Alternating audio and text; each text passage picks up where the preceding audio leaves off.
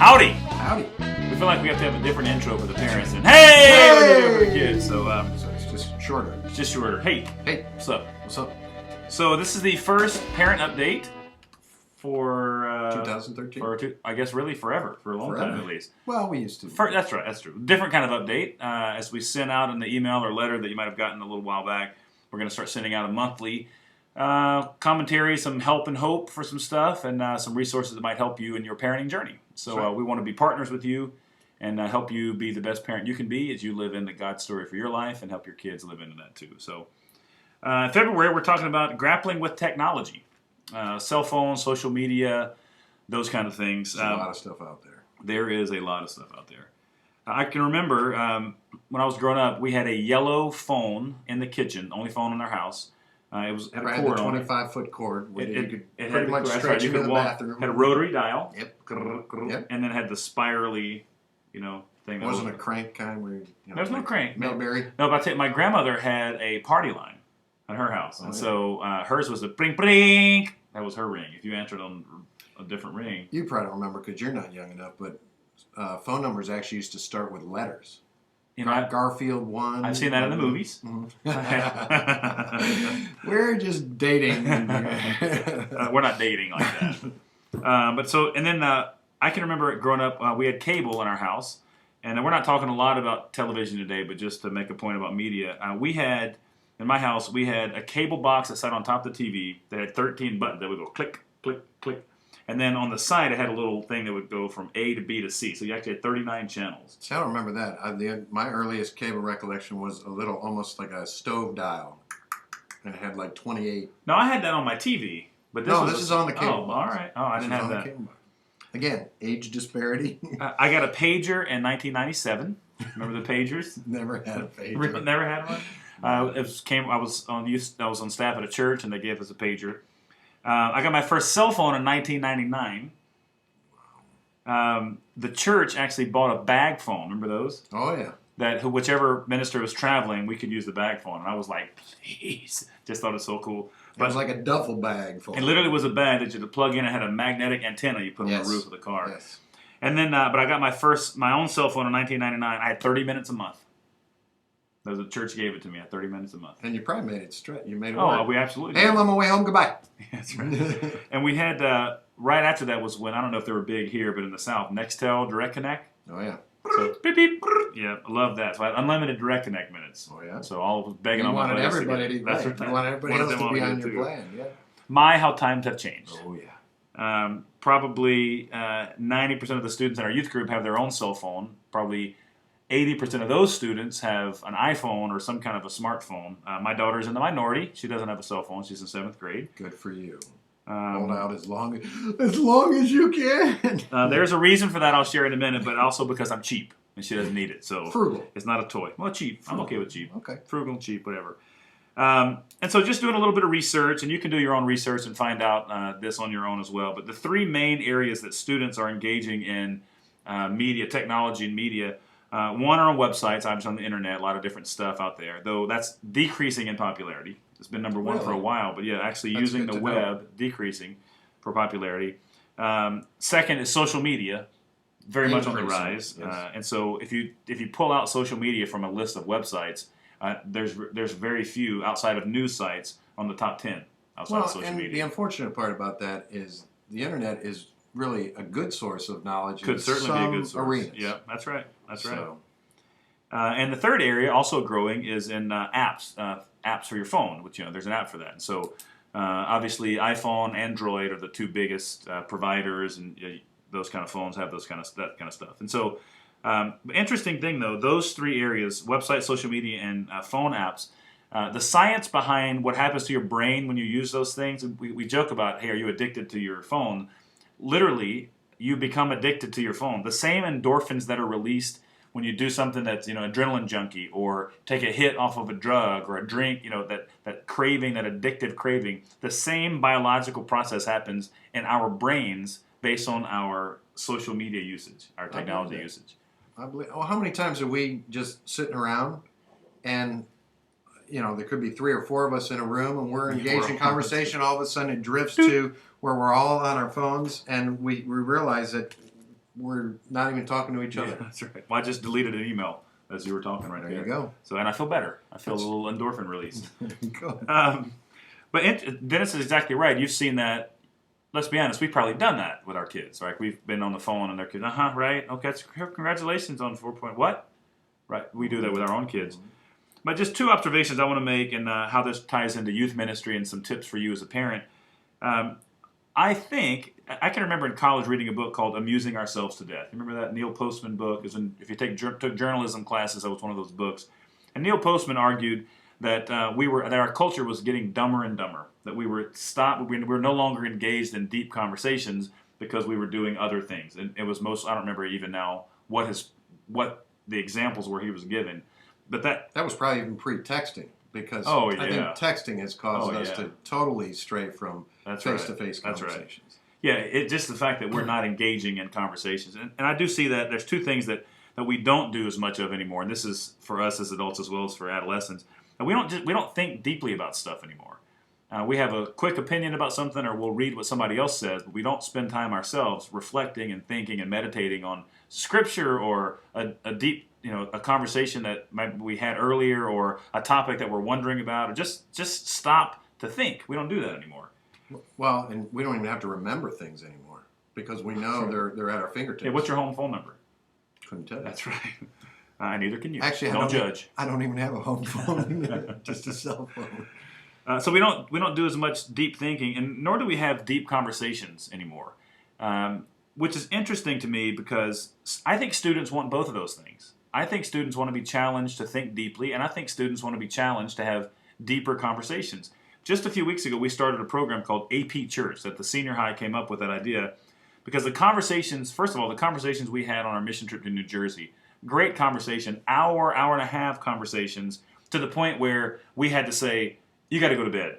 Let's pick this up tomorrow. So we had 4 Bible studies planned. We got to 1 Bible study and just continued that conversation for 3 nights. And then the last night, we told the students, because they had done so well, that they could stay up together and have some conversation in this common room. And they stayed up a lot of hours, more than I was really excited to hear the next day. But as they reported back on the conversations they had, they were talking about stuff that really mattered. They were talking about marriage stuff and kids stuff and moral stuff, and there was not an adult in the room monitoring that conversation. I'm sorry, I wish there would have been. It was our lack of oversight. But the conversations they had indicate to me that students want to have these kind of conversations. They want to share their opinion and stretch their mental muscles. And so, well, I think as human beings, we are born with an insatiable curiosity, and as students, they don't have a lot of experience to form their impressions of things. Yeah. So I suspect their curiosity is even greater than maybe for you and I. That's very possible. And so we just wanted to share that we've got to give space for our students to have those conversations. And media sometimes does take away from that capacity.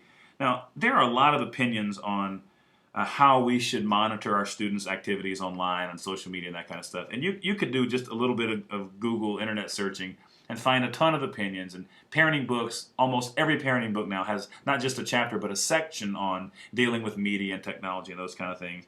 And so find an opinion that you resonate with, but just be wise and discerning. Don't go in eyes shut. Go in eyes wide open. Research. Well, if it's on the internet, it's got to be true, no? Probably not. But make sure that you're asking good questions, that you're really kind of evaluating the thought process, and as a Christ follower, make sure that whatever opinion is rooted in the truths of the Scriptures. Because you can find a lot of popular opinion that might seem, you might make you think, that's a good idea. But when weighed against the truth of the Scriptures, you might find it to be a little out of whack. And so, don't take the salad bar approach. Yeah, that's right. One of the things that's right. that like it would be taking the salad bar approach, wouldn't it?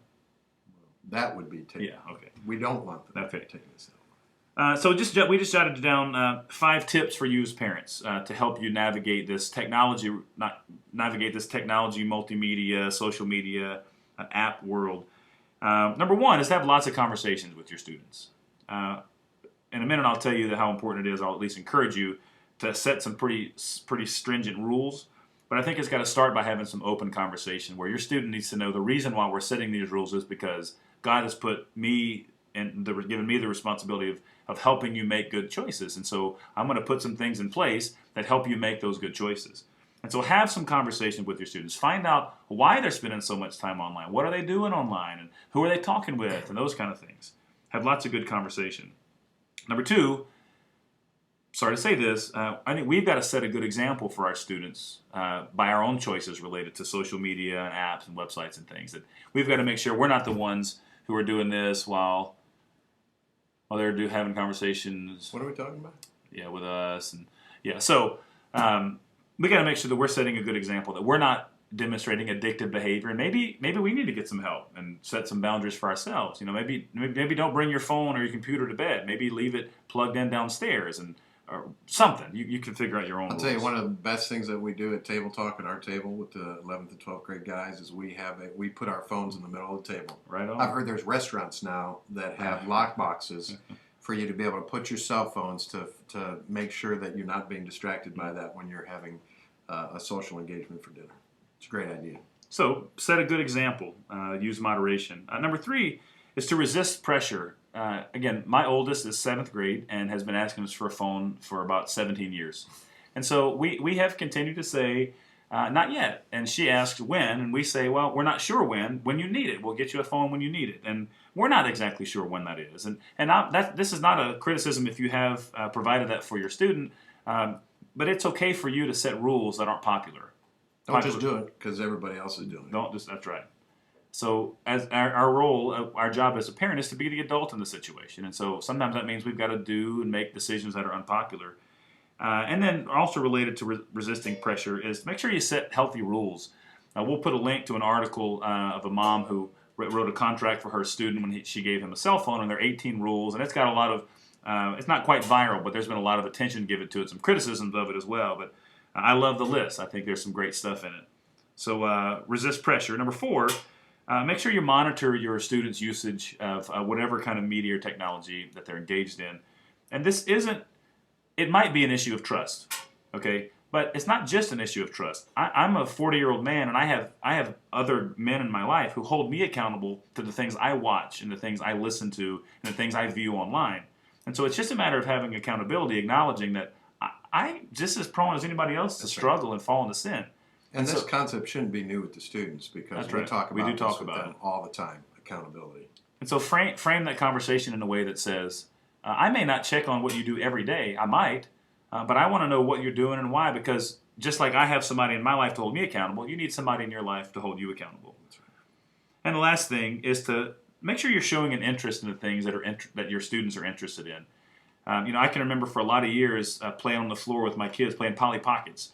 Not because I really enjoyed it, but because I was building the bridge to have conversations with them and a relationship with them later. Now, I've screwed up in a lot of ways, too. That's a good example. But figure out what your students are interested in and spend some time. If it's Temple Run, then play Temple Run. I personally think it's stupid, but I play a little Temple Run because Elle likes it. And so some of my fondest memories of my oldest son, he wouldn't necessarily be playing a game that the two of us could play together, but he would ask me, it would be funny, he would ask me the question, hey, you want to watch me play Nintendo? Yes. Sure. That's right. Yes, I do. That's right. And so right now our kids are, I don't even know the name of the game. It's a pixelated weird game, Minesweeper, Minekeeper, whatever, where they build houses and stuff. Blocks. And it's mind-numbing. But they love it. And so they say, hey, Dad, let me show you the house I built for you. And I say, hooray, and I don't do this. Yeah, show me that, what you're doing. I try to give them some attention. And so just would encourage you to spend some time finding out. Especially if it's a good thing. That's a good point, especially if it's something that's positive, not negative. And so make sure we're spending as much time encouraging as we are criticizing. So just some thoughts on technology, social media, apps, websites, those kind of things. The rest of the email, you'll see some articles and a couple other videos from other folks about that. But would welcome your feedback. You can send us an email, tim@rumc.org, dfranco@rumc.org, or dachita@rumc.org. Those will all be in the email. But love to hear back from you, some feedback, and if you got some things you'd like to share, and it passes our litmus test, we'll share that with the rest of the parents as well. So we love you. And know as parents that as a youth staff, we're praying for you because we want you to be successful with your kids, and we know we want God to honor what you're trying to do as a parent. Hey, right on. Good. That's a good word. We don't want to take your place. We want to help support what you're doing. So there you go.